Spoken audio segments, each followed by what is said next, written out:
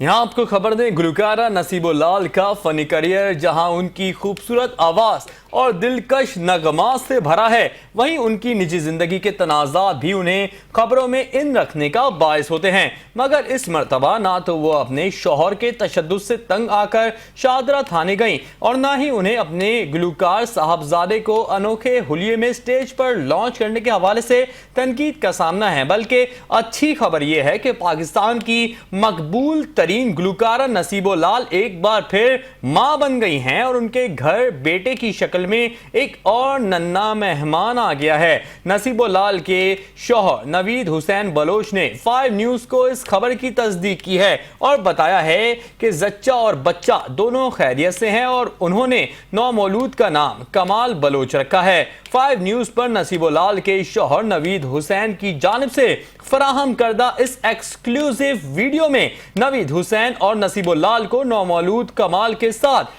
खुशो खुर्रम देखा जा सकता है। 10 अगस्त 1970 को भक्कर पंजाब में पैदा होने वाली नसीबुल्लाह के पहले से 2 बेटे और 1 बेटी है, जबकि हाल ही में उन्होंने अपने नौउम्र बेटे मुरीद हुसैन को बतौर गुलकार स्टेज पर मुतारिफ करवाया है।